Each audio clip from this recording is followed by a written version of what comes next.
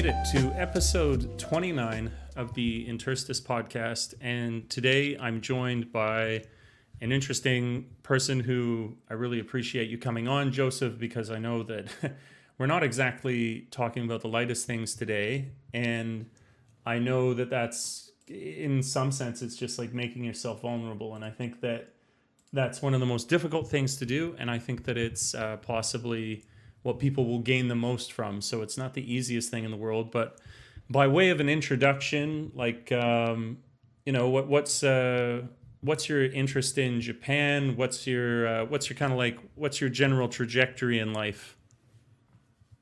Well, my main interest in Japan is like the language and the history of it, also the culture, I see. and just everything about Japan really sticks out to me. And plus, I like anime too. Classic choices, absolutely classic choices. The Plus, language is good. Oh yes, and I'm trying to learn the language and even writing the language, so I can one day move to Japan and even stay there for the rest of my life. Are you when you say that you're studying? How it's just interesting to me because had I not got home so late this evening, I would have I want to start studying. I'm going to take the JLPT again here in December. How are you studying? Like reading pages in Japanese, also writing things down. Okay. Do you use any grammatical books as of yet? No, like I'm doing it all on my own. Like I'm trying to be self-taught. I have a few stepsisters that taught me a few words. So. Oh, but you could still be self-taught and use grammatical books, right? Because it's you who's doing the learning. You're not in a class or anything. You're just like teaching yourself as you read. Okay. Yeah, if you are really interested in that, like I would probably recommend to anyone who's watching this, a really good place to start is Mina no Nihongo, and there's book 1 and 2, and they're like just incredible beginner books for you to get off the ground, start to comprehend like the most basic grammar, like this, he, she, like all the fundamental vocabulary as well, which can be really useful. Oh, and I agree with that. So beyond the language, you came on here. I had asked Joseph to like give me a list of things that we might talk about, and a couple really stood out to me. One among them was like, I think it's really good. We can always use an inspiring tale, and kind of also commiserating, knowing that there's like shared difficulty in everybody's life. I mean, I've had a number of people who say when they listen to things I talk about in the podcast, they like it because it reminds them that they're not the only ones who have a shitty day, and that can be useful for us to get up and face it all again. So like what's one of the topics you had said is like getting over like a really difficult thing. What was something really difficult in recent memory or in your history that you've overcome? Well, I was abused in my childhood, and my mother's second husband, I do not call him my first stepfather. I would never acknowledge him as such. He's just the father of my half sister. I see. So yeah. So like a kind of like physical abuse then. Emotional and mental too. Okay, I understand that. It's maybe it's almost cliche at this point to say, but I think that's like, obviously it's underrepresented because that's something that people just don't see, right? And when seeing is believing for so many, so if you say that was your mother's second husband, so was that always the way it was, or did the relationship develop into that, and how old were you? Well, my mom, she met him while she was still married to my dad, just separated. Mm-hmm. And he got jealous over an 18-month-old just getting lots of attention from my mom. And he got all offended, and he hated me ever since. kind of stupid if you ask me. Yeah, no doubt of that. When you say, so you were at the time you were 18 months old? Yes. Okay, and so you're saying kind of like as a baby, Yeah. you met him like pre-awareness, I guess you could say. Yeah. And but that is something, I mean it's this is in no way condoning, but it's at least understanding, and we can get into how the relationship developed, but I do understand how a lot of people get into relationships, and whether it's like a longer relationship, say for example, it's one where it was your first wife or your first husband, and a big thing happens when you have children, that goes without saying, but then the way that affection can shift in a relationship. And I think that's something that people are probably pretty frightened to talk about as well, because they don't want to acknowledge the fact that you could suddenly start paying more attention, a disproportionate amount, to your children, or where I think that there's kind of horrible things you could do on either side, like you described, that you would become jealous of the child in a way that's not fair. Yes.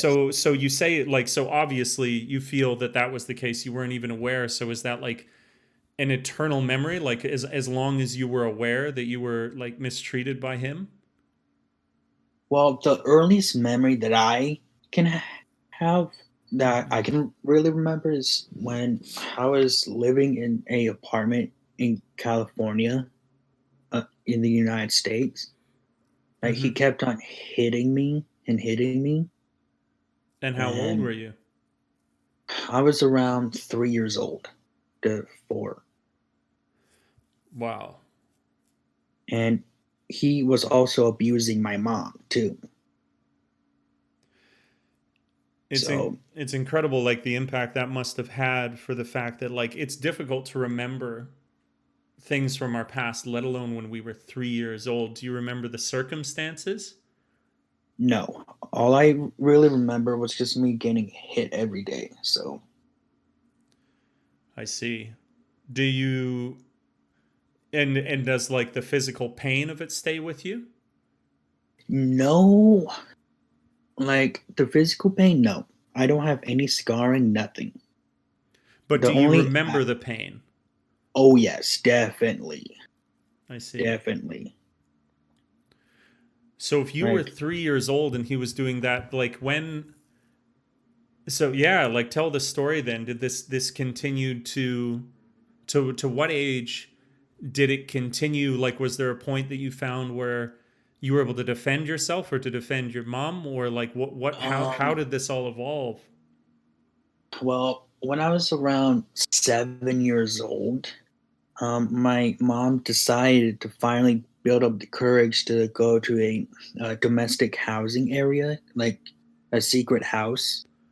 Okay. And I was in school when the was it vice principal or something Mm-hmm. came to get me. I was like in fourth period or something, and my vice principal was telling me that I'm no longer a student in the school. I somehow had enough credits to graduate early or something, but and I was still to this day I'm still surprised, but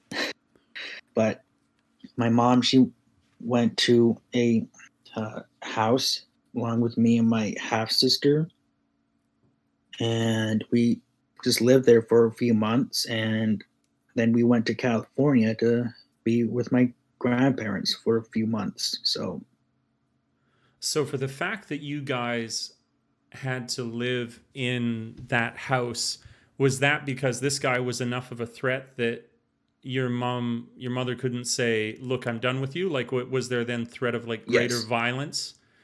Yeah. threat of greater violence and harm to my life. So Hmm. that's what I learned anyway. Did you mention a sister, Half sister, yes, a half sister born from her. from this second husband? Yes, I see. I see. And was he abusive towards her? Not that I can really remember. From what I was told, that my sister was also getting abused by him, but now since my sister is a adult, he doesn't do anything anymore. I see. But me and my sister, we don't talk anymore. Okay. So I don't know why. She just blocked me on Facebook for no reason. So yeah, it's hard. I would never state definitively, not knowing enough about the situation, but I mean certainly when there's been that kind of experience that you guys have had together, I would think there's got to be like some weird psychological garbage. I mean, it could even be, and I say, like, I would never say definitively, but like speculatively, it could just be like guilt. It can be like when she looks at Hugh, it's like a reminder of what she could have misperceived as her own failings, because she has this association more direct than yourself to this guy who has caused so much harm.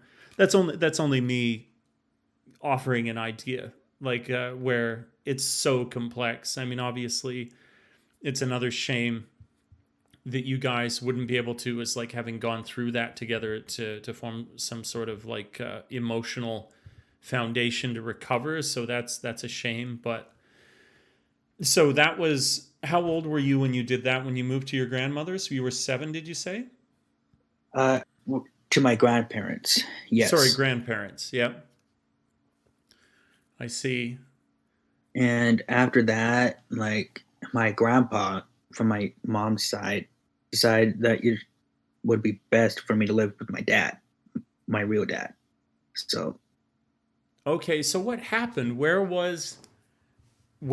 So when you was your split, your mother's original split from your genetic father, was it on better terms? Like, what is your relationship with him? Like now? Well, let's talk the story through. How did it develop? Like, what was it like then? What is it now? What is it all? Well, at first, me and my dad, we didn't really have the best relationship. Mm-hmm. Like, yeah, he was there, but not really there. Mm-hmm. If that makes any sense. Sure. Yeah. Like, my grandpa was the father figure of my life at the time. And he was a good one. You respect your... Oh yes. Like if he were still alive, I would be asking him for advice on anything, but unfortunately I can't. I see. Not to paint too many silver linings here, but I mean that is a fascinating relationship to have. I don't know. I think you probably maybe people will, chime in the comments here, but I think to have like a much, much closer relationship with a grandparent is something that's very, very rare. So that's something that you kind of uniquely have as a characteristic in your life. Yes. And so, okay, so he was there, not there, at those initial stages. Like you say, if you were to have like a more of like a male role model, it's your grandfather, and that's like good for him. I mean, that really speaks to because if you can trace that this is in your history, that's truly a part of yourself. Maybe that's like really good that you can, at least with some male model, like identify with, like a good man. I agree. Yes. So like why was he good? Why was your grandfather, why was he a great man? Because I mean, you said that quite, you were strong. You were like forceful when you said that. You were like, yes, I would still go to him. Like, what kind of man was he?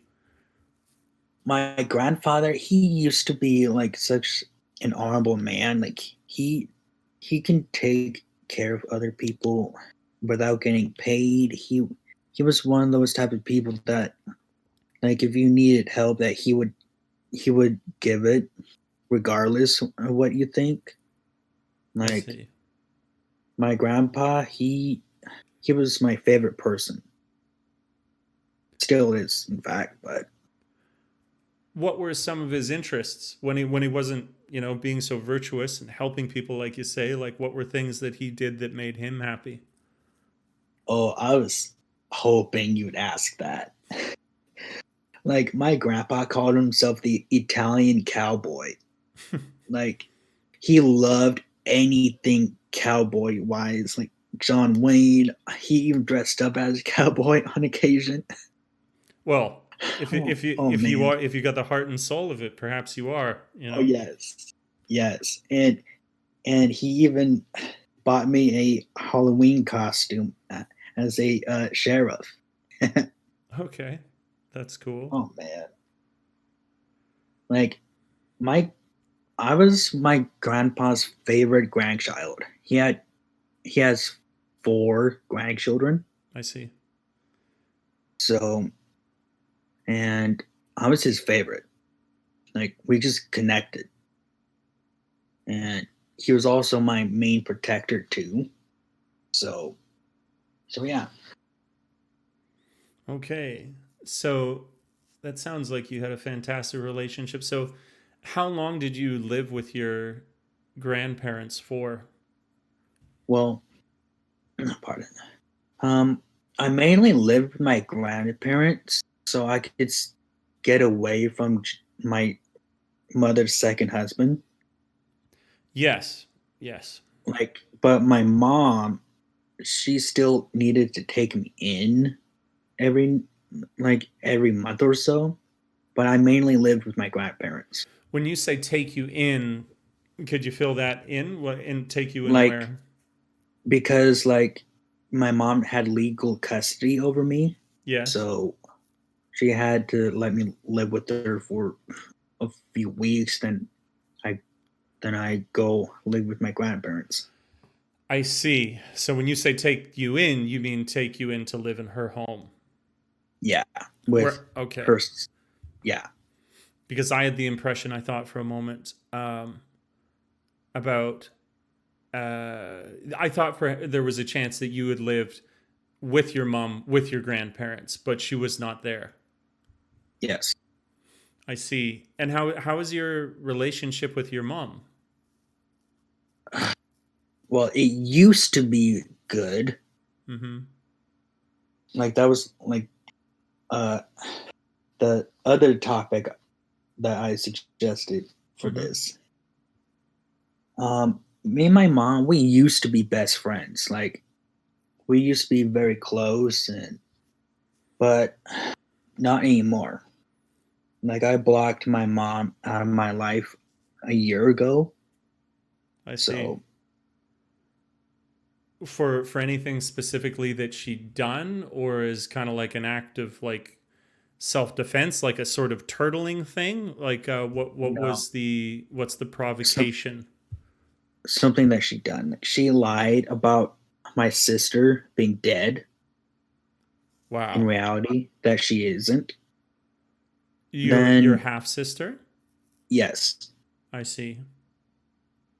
and then 5 months later, so current time, like 7 months ago, Mm-hmm. um, that she lied about me having the coronavirus and was on a ventilator in the hospital. You were? Yeah, supposedly. But guess what? I never was. Had she told someone else that? Yes, she told her friends and some of my mom's side of the family. I see. And like how I learned that because my mom's ex best friend, Mm-hmm. she told me all that. I see. And And mm-hmm. and just last month, that my mom claimed that she was in a car accident. She I see. wasn't. I had my dad call 3 local hospitals since he moved to Idaho, and that's where the supposed accident was. And my dad says that all the hospitals say that she wasn't there. I see. And what I mean, maybe this is a moot point. Maybe sometimes the reason that people lie is so distant from reality that it's hard to see there being any sense in it. But you said that she also lied about your sister having been dead. What was did you see any reason in that? Why would she tell that lie? like my mom, she's mentally unstable. I Like see. what I learned that my great aunt, my grandpa's sister, Mm-hmm. said that my mom, she always did have a has a mental problem, Mm-hmm. and she was a problem child.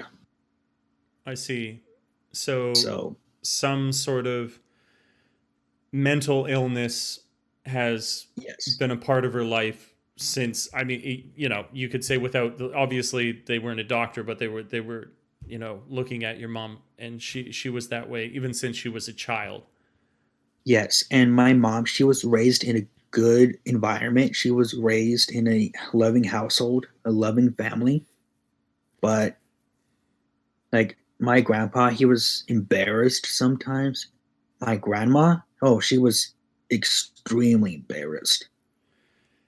I mean, it goes to show, like, there's all sorts of, there's great reliable scientific studies that would show that the environment so impacts this sort of neurological development of somebody, but there can be neurological issues that aren't simply a course of watering the flower and treating them right and so on. It's that there's some the wiring's messed up, like that does happen to people. And I mean, it's why I hope that we get better at like individual care of people, because obviously, I mean, I don't think anybody's just born evil. I think that people are born with mental illnesses, though, and those need to be addressed, or like what has happened to you happens to you. Um, I was, Like go ahead. like I do have a mental disability. I have autism. So Okay. and like just gonna put it out there, like high functioning autism and low functioning autism, there's it's two different things for anyone who doesn't know. Like high functioning autism is like when like people like myself can actually still talk, but we still have Mm-hmm. a little bit of uh, um, have problems speaking. In my case, I can't understand big words. So, and low functioning autism is like you can barely talk unless if it's like a one word or two, Mm-hmm. and you have lots of like um, loud noises and stuff. So, so It yeah, just wanted to give it out there. Yeah, yeah. Well, and this is crazy that you say this now at this exact moment. I'm glad I gave you. I want to make sure that I'm creating a two-way street here for the conversation. But Yes. I was just reading an article recently that specifically was about the way that men and women's brains develop differently, that allows women with more severe cases of autism to mask it more easily than men. And so they can enter into almost like more compromising situations because the world perceives them as though they weren't having some additional challenge to their behavior. Like And go ahead. uh, about that, like my dad, he said that I am very good at masking my autism, Hmm. and I actually agree with that. Like a lot of people, they don't know that I have autism because I speak so well, Yeah, you do. and You do. people are generally shocked that when I say, "Oh, I have autism," like they are genuinely shocked, and I get that a lot. So when I have heard about autism, like what I've read in books is that what it sounds kind of goofy, like what I've read in books, but it's true. It's what I've read in books. To not even discuss like how it manifests itself, but like what it is caused by, is that usually in everyone as we get older, you have a sensory input. You could think of it almost like a tap, and this is basically turned on and off to control the flow of our sensory input. And what is happening to people who are suffering from autism is that what controls this flow of sensory input, there's something that's gone wrong. And so it's often left too wide open.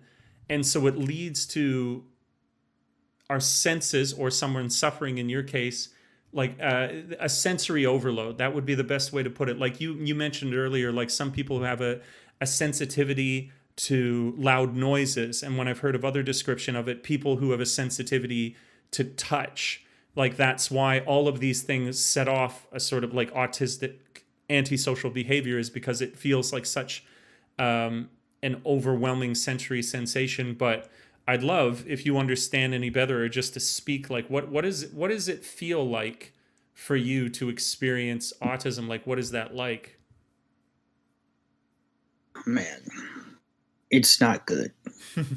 Yeah, fair enough. In my experience, anyway.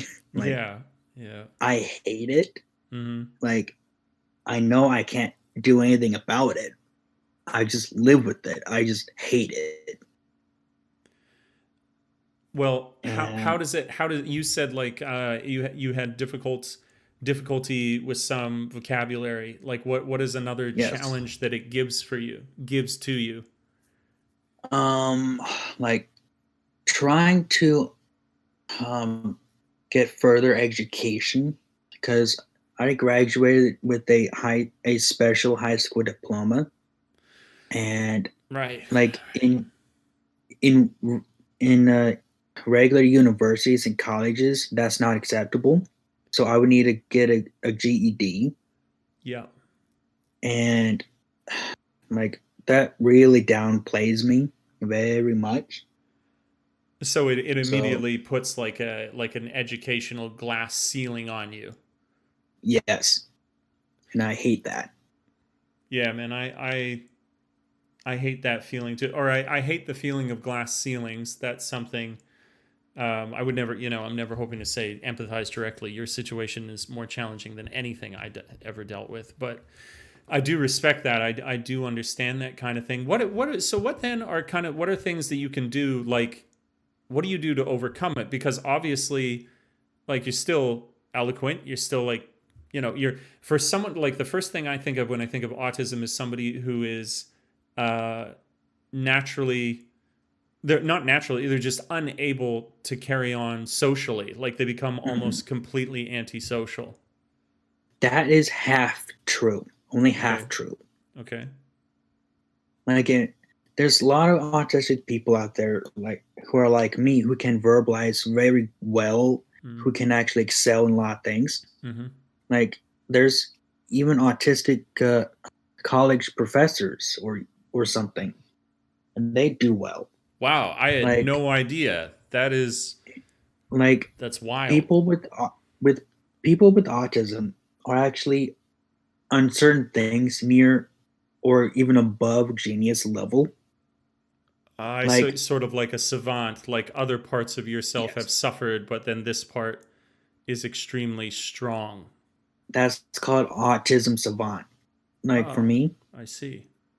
For me, I am even better than expert of family history, regular history. You mentioned that was another detail. Okay, so that's cool. So with that, I'll say what we'll do is we're going to head into the second half, and we'll get into this family history thing that you mentioned. And I want to take this time now to remind people that if you want to get your questions answered, perhaps even as Joseph has done, if you want to come on the podcast and you have an interesting story, don't hesitate to get a hold of me. So let's get into the second half of the podcast. Maybe we'll even do a couple emails here and get Joseph's opinion on that as well. Alrighty. All right, so we had talked about family history, and that was like a particular interest you had, but I didn't want to be lost in the shuffle. A point you just brought it up there in the intermission. You were talking about how you've not become bitter, and that you kind of call it like retained your humanity through this. And I was wondering, like, so you've dealt with abuse, you've had to deal with the challenge of autism. Like, what are ways that you overcome that in your experience? Well, with the autism part, I take medication, Okay. like very low dosage, but I mainly do it by willpower. I see. So, What is it that the medication is helping you do? well, my autism medication that actually helps me by just remaining calm, just feel chilled out. Okay. So I see. that's like 1 milligram. Oh wow, that is significantly low dosage. Yeah. What do I mean, it's obviously not a autism medication, but like back when I was in Canada, I had a really really brutal experience emotionally with like a relationship that ended after 3 years, and I couldn't sleep after that. And so I was taking what the hell is it called? It's like basically this like naturally occurring neurotransmitter, but it's not metformin. That's this like other stuff. It's like an anti-aging thing. Anyways, all it took was like 5 milligrams of that, and I think 5 milligrams was a pretty low dose. But it allowed me to sleep, and sleep is so important for mental recovery. But okay, so it chills you out, and lets you like stay a little bit calmer. But you say mostly by willpower. Is so could it Yeah. be that you would take? Would you take? Do some people take more than you are taking? Is this like an unusual amount that you take? No, not really. Okay, I see. Well, what about then the to be physically abused, that kind of violence? I mean, I know that does stuff to our brains, and you're already dealing with these other challenges. Like, how did you deal with that as time has gone on? Is it just sort of like a, well, you just have to because life carries on, or like is that something that you've particularly made a point of the way that you are now to deal with that? Well, like the only thing I can really say is that it gave me a lesson that I should never do that to anyone, especially my own children, and that you should never abuse anyone, no matter what. That's that's a good Any answer, man. abuse, any abuse, frankly. That's it's a very powerful answer. The because I mean, this, it may, perhaps it's the most important lesson. I mean, the whole thing, if you don't learn what you've learned, if you don't take from it what you've taken from it, then that's what perpetuates it, right? It's like if it's not that people end up abusing drugs or end up homeless, like people who are abused abuse other people.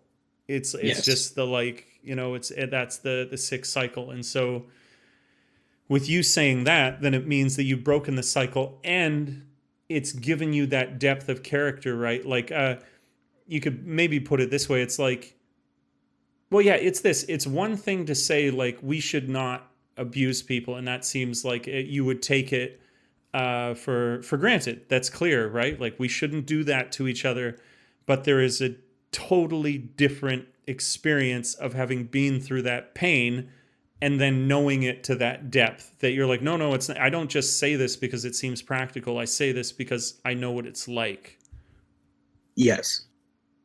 No, that's really good. I mean, I think that actually it speaks to a lot of these things, like where people like yourself have really challenging things. Say somebody really got, nobody knows better why you shouldn't be bullied than somebody who was bullied. Like nobody knows better that you shouldn't be abusive in whatever form that it can take if you've experienced that abuse yourself, if you can resist the temptation to then become like that kind of thing. Like, I, for me, I don't get the logic behind hitting someone. Like, unless if it's for self-defense only. Other than that, I don't get why you can assault someone, abuse someone. I just don't get it. Like, what's the purpose in that? Just to fulfill your own satisfaction in bringing another human being down. Like, come on, it's not worth it. I completely agree. I think it's not worth it. But again, understanding without condoning, I think people do that because it's a release. When you hit someone, like what is anger if not an emotional release, and then what is not the ultimate emotional release of anger than to put someone in physical pain? It's a kind of release that people get from it. It's like it's the most unhealthy release in the world when it's done through anger. It's like mischanneled aggression. But I do think that is why, kind of in a misdirected way, that people do it. And it's not only that it's an emotional release when people do this, but I think it is as well that it is a act of control. So many times we're angry because we feel things have passed out of our power. Take, for example, and I mean, this is the crazy thing, because it's like in no way as I talk through this, am I ever condoning this? But this person who was jealous of you as a child when you were 18 months old, that's what you said, right? 18 months old? Yes. So for him, although any rational person could see you're not taking back control, you're losing control when you hurt this child. But for him, even if it's not at the forefront of his mind, I'm also not saying that people are necessarily doing these things like, I will take back control. But it is an act of control, isn't it? It's an act of dominance that is asserting, if anything, power over people. So I think it's power. I think it's control, whether we're conscious or subconsciously aware of that or not. And it is emotional release that we do these things for. But I feel like in understanding that, that's another way that we can help people with these problems. Like, I'm not talking, it's a whole different set of things if you're helping somebody who's like a child abuser. But like people who suffer from rage, as if like you can look at a lot of people and you just say to them, oh, well, that guy's a rageaholic, there's nothing to it. But it could be something underlying that. It's this like that. Have you looked at how this person's been disempowered in their life?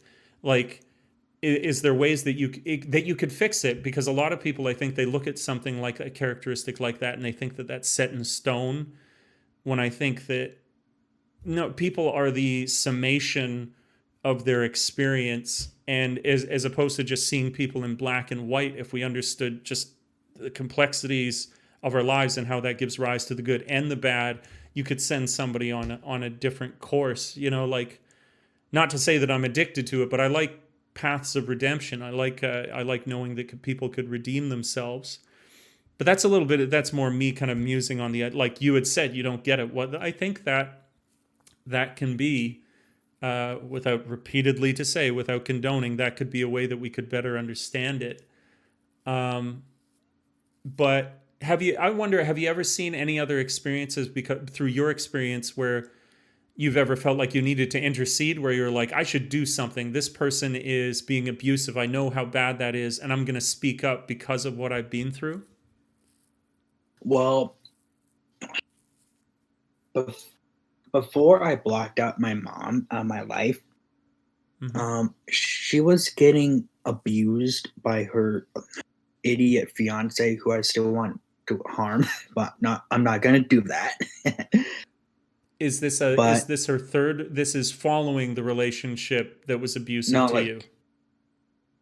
Yes, like several years later. I see. Okay. Several. Like my mom, she was engaged to this idiot. Mm-hmm.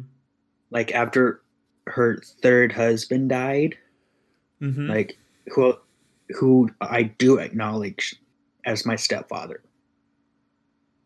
because he loved me like as if I'm his own son. So really, anyway, like, yes. So to be clear, just so I have the chain of events, following the abusive husband, she remarried again and to a good man? Yes. I see. She was married with him to him for about 5 years, but she met him while being married to her second husband. She was having an affair with him. I see. And that and when they finally got divorced in 2005 or 6, Mm-hmm. she went to live with them, and they've been happy ever since until my stepfather died in 2015. How did he die? How did he pass away? uh, Two different kinds of cancers. He was a hardcore smoker and drinker, Okay. I see. but he was a nice guy. He was never abusive towards my mom. Nothing. Yeah, The only what downside, yeah, yeah, go ahead. the only downside about him is like he was an alcoholic. Okay. Okay. It's a very storied experience of men that your mother's been with. But I mean, to be fair, I mean, this is raised like another point, right? It shows how vice isn't always what makes somebody good or bad, because I mean, like, it's like a tired, old cliche that somebody would be an alcoholic and abusive, but here this guy he's an alcoholic, but you say he was like actually a really good guy. Yes. I see. What kind of like relationship did you have with him? Just sort of like, hey, how you doing? Like, you're older at this point, obviously. That's like not so long ago. Well, like I had a good relationship with them. He treated me right. I treated him right. He respected me. I Mm-hmm. respected him, Mm-hmm. and he made my mom happy. And that's all I really want. It's just my mom be happy in a safe relationship, and that she also makes him happy too. No Mm-hmm. abusive crap or anything like that. That's all I really want. I see. I see. So, I mean, now you've definitely, I suppose this is another thing. Given relationships, you've seen so many, and you've seen a lot of bad ones. You've seen a lot of that. Do you? I feel like you must, in your own personal life. Do you feel that it must be heavily impacted by all this stuff you've been through? Yes. Yeah, makes sense. It only makes sense.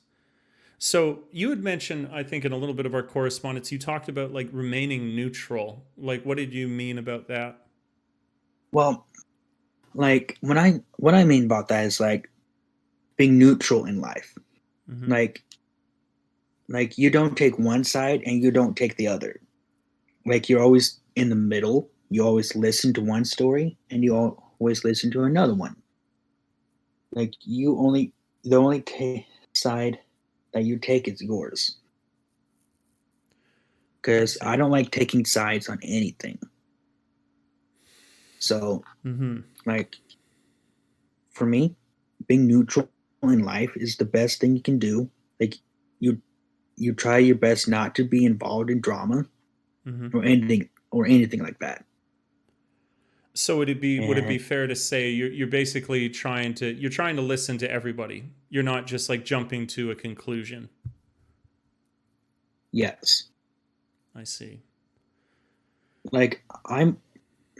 If you know me personally, I'm one of the most neutral persons you could ever meet.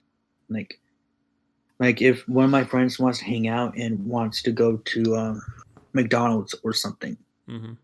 like I'm like, it's food, so let's see what I'm in the mood for. So, or if someone wants to go to SeaWorld or Universal or Disney, I'm like, okay, whatever. If they want to go on a ride, then I go. Okay. So, You're fairly go with the flow. Then could we use that expression? yeah, I see. Okay. So neutral, then it sounds like to me it's almost more than it's not only neutral in taking sides, it's neutral in the way in which you make decisions as well. That you don't feel like heavily weighted to do some particular thing or another.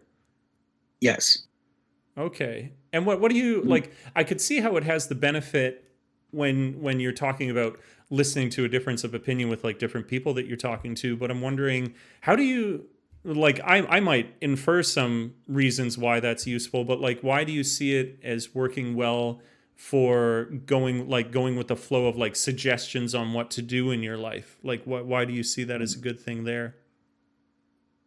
Well, I just do it. Like if there's a suggestion that I do actually help someone, then that's good for them. Basically. You know what, I actually, it's kind of cool. I have you saying that you're like this. I really do appreciate, like, I'm probably of the more forceful personalities that you might find. Like, I like to do things and I like to know what I'm doing and I'll have an opinion about what I'm doing. But what I've come to really respect is I got this friend. He's been in a few. He's actually been on the podcast before. His name's Graham, and I've noticed in his character that he's kind of similar to yourself. That he's easygoing and neutral, and if somebody brings something up or suggests something, he'll just do it. He'll do it on a dime, or he won't usually feel like a strong aversion to almost anything. He'll just do it. And what I found when I've looked at his behavior for a guy who doesn't seem like he's actively seeking out a lot of new experiences, because he's open to whatever anyone else is doing, it means that he ends up having a variety of experiences. Like if somebody wants to play tennis, he'll go play tennis. If somebody wants to go to the gym, he'll go to the gym.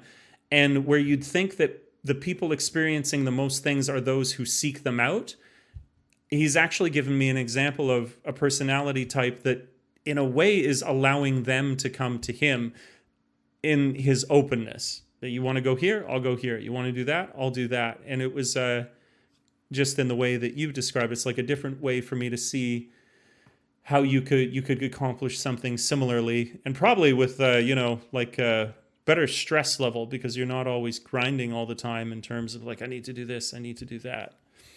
So I'm kind of curious how, when you said, like, we were talking about a polarization of skill, like you could have the autistic savant and that might mean that they do this one thing very well, and you had said that you do family history very well. I was like, what does that mean? Are you just into it? Like you were able to focus on it very well, or what is it that makes you good at it?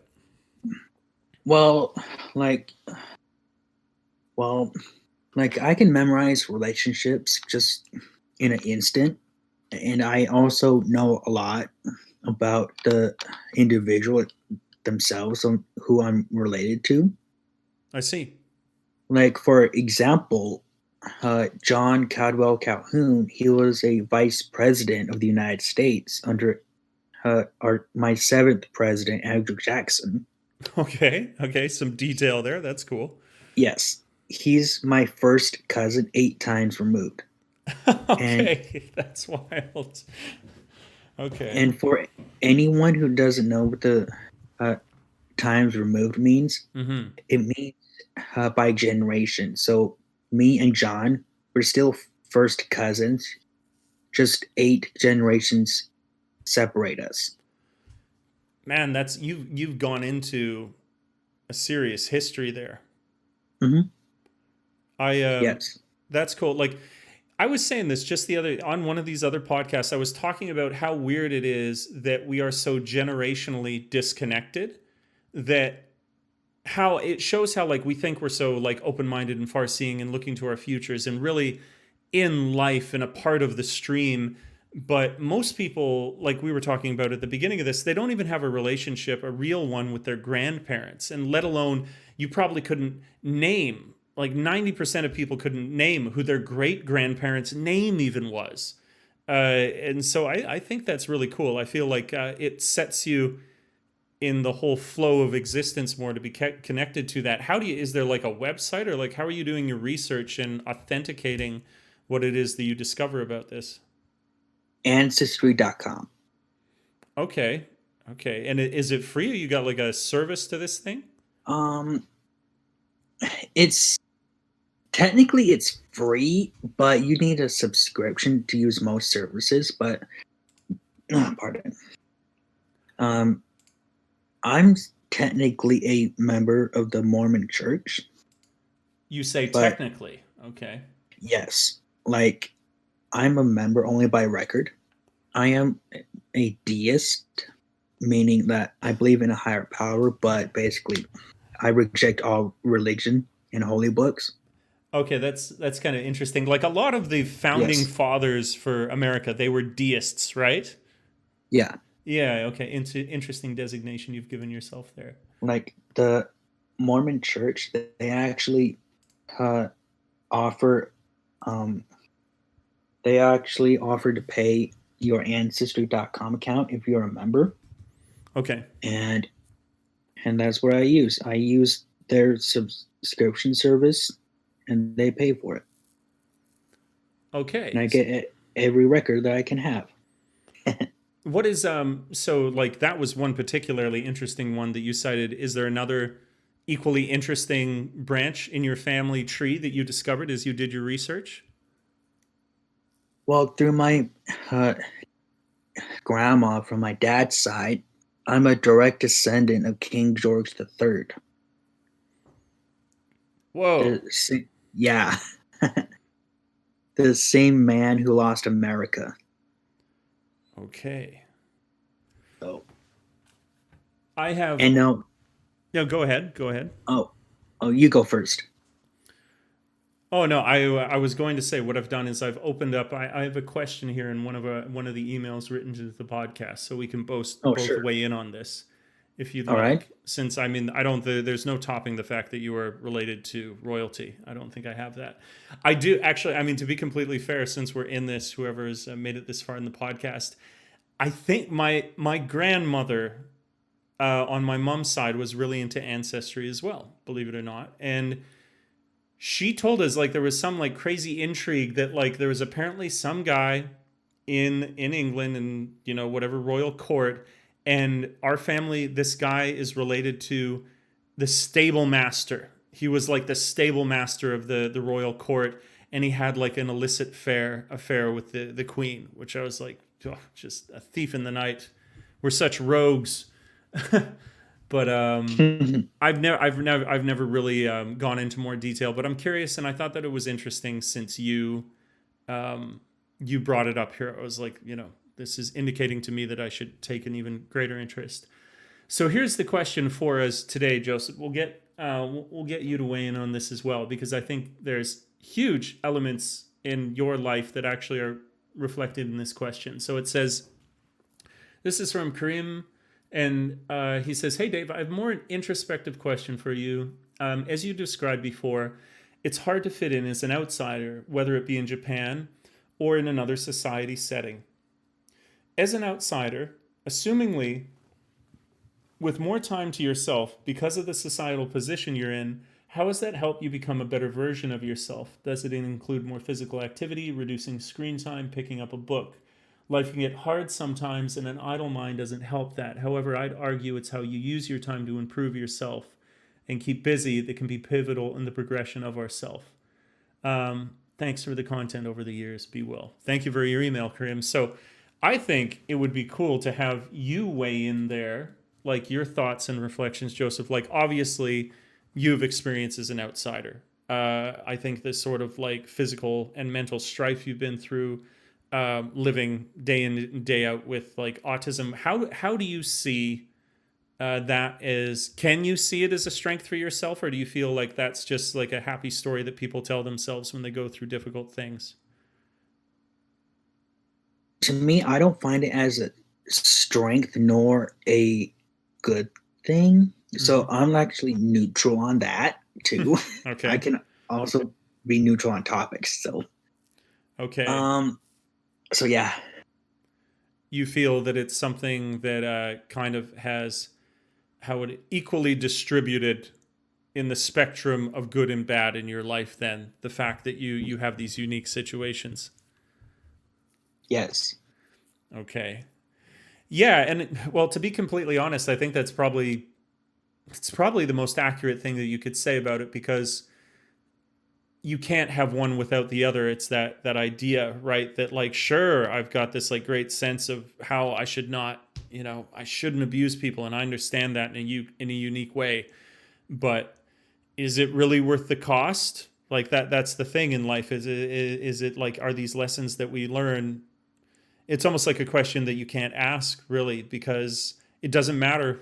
It doesn't matter that you get to ask that question. You can, so it's like, it's interesting. We as these super smart monkeys, we can ask questions, but in terms of how we apply it to our lives, we can't say that it was more or less worth it, because that would be like going back in time and saying to the person who's going through the abuse, don't worry, this will be worth it, which I don't think you could take. There's no moral position that exists in the world that says to an abused child that this will all work out as you go through that experience. So I think you to have weighted it in that way is it's very, very reasonable. I definitely know, without going too much, because I want to have the conversation with you, not my life, but I definitely, when I was younger, I was quite big, and you'd think that would save you from people like bullying you, but actually, because I was big, it meant that I was sort of like I was the Colosseum. I was the thing that you went to if you wanted to prove that you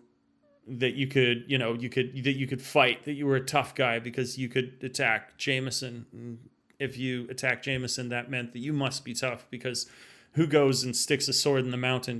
That's it's probably not going to work out well, but you got the balls to do it. But it also meant that people older than me were doing it. So then I think it's been great. I really enjoyed having you on here, Joseph. I appreciate you spending your time where Joseph lives. He's actually had to, what time did you have to set your alarm to? 5:00 in the morning. Yeah. So I really appreciate that. Like, we're really meeting at the other end of the time schedules here. For me, it's 10 in the evening. For you, it was 5 in the morning. So I really, really appreciate that. For everybody who was listening on iTunes or Spotify or just checking it out on the channel, thanks very much for tuning in. I appreciate you guys a lot. If you haven't already, please do consider supporting me on Patreon. That's how this kind of content comes about. And if, like yourself, you would got an interesting story and you'd like to share and maybe give some hope to other people in the world, and you'd like to come on the podcast, please do send me an email as well. But for now, the clock has run out, and I'll say a final thank you very much, Joseph, for coming on. I really appreciate the honest voice that you had today. Thank you very much. And this is my first podcast, so glad to help. Killing it, man. All right, cool. Clock has run out. Bye for now.